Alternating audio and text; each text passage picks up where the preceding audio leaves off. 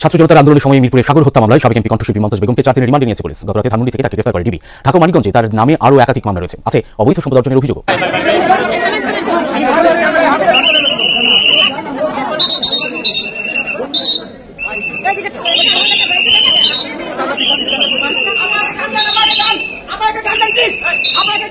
আমি দেশ বিদেশে ঘুরে ঘুরে জয় বাংলার গান গাই, আমার নেত্রী শেখ হাসিনা তুলনা যার না। আরেকটা গাবো?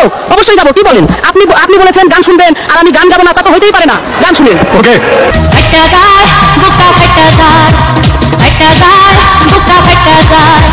মনে রাখবেন, আল্লাহ তাআলা যাকে সম্মান দেন, আল্লাহ তাআলা যাকে ক্ষমতা দেন, সেই ক্ষমতাকে সে ভালো জায়গায় ব্যবহার করা, কোন দলের দালালি করতে সেই ক্ষমতা ব্যবহার করবে না। সংসদটা একটা পবিত্র স্থান, স্থানটাকে মানুষ জনগণ তাকে ভোট দিয়ে তাকে ক্ষমতা, সেই সংসদের কথা জনগণের কথা বলার জন্য। আর সেই সংসদে যে যদি দলের কথা আমি বলি, আমি বেশি আমার জনগণের কথা না বলি, আমার দেশের কথা না বলি, দেশের কথা না বলে শুধু নেতার কথা বলে সময়কে কাটিয়ে দিলাম, নেতাকে ফলানোর জন্য আমি অনেক কিছু করে ফেললাম, তাহলে আসসালামু আলাইকুম ওয়া রাহমাতুল্লাহি ওয়া বারাকাতুহু।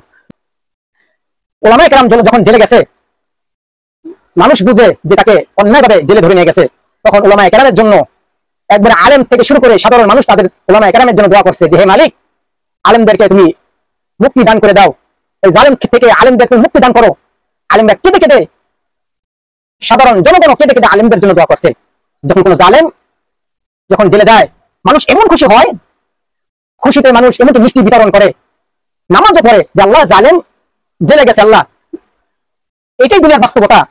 আল্লাহ তাআলা যাকে সম্মান দান করেন, দুনিয়ার মানুষ তাকে বেইজ্জত করতে পারে না, আর আল্লাহ তাআলা যাকে বেইজ্জত করে দুনিয়ার মানুষ তাকে সম্মান দান করতে পারে না। দেখেন এই বাউল শিল্পী মমতাজ, তিনি গ্রেফতার হয়েছেন, কত মানুষ খুশি হয়েছে, আলেমদের বিরুদ্ধে কথা বলছে, তিনি এমনও কথা বলছে যে সিয়াসিতের এমন কোন হাদিস বাদ নাই সে পড়ে নাই, সমস্ত কোরআনের সমস্ত তরজমা, কোরআনের সব অনুবাদ না তার পড়া শেষ।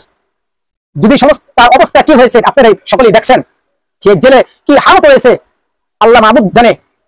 একটা মনে রাখবেন, আল্লাহ তাআলা যাকে সম্মান দেন, আল্লাহ তাআলা যাকে ক্ষমতা দেন, সেই ক্ষমতাকে সে ভালো জায়গায় ব্যবহার করা, কোন দলের দালালি করতে সেই ক্ষমতা ব্যবহার করবে না। সংসদটা একটা পবিত্র স্থান, স্থানটাকে মানুষ জনগণ তাকে ভোট দিয়ে তাকে ক্ষমতা, সেই সংসদের কথা জনগণের কথা বলার জন্য। আর সেই সংসদে যে যদি দলের কথা আমি বলি, আমি বেশি আমার জনগণের কথা না বলি, আমার দেশের কথা না বলি, দেশের কথা না বলে শুধু নেতার কথা বলে সময়কে কাটিয়ে দিলাম, নেতাকে ফলানোর জন্য আমি অনেক কিছু করে ফেললাম, তাহলে এটা আমানতের খেয়ানত হবে। আর আমানতের খেয়ানত যারা করবে, আল্লাহ তাআলা তাকে ছাড় দিবে না।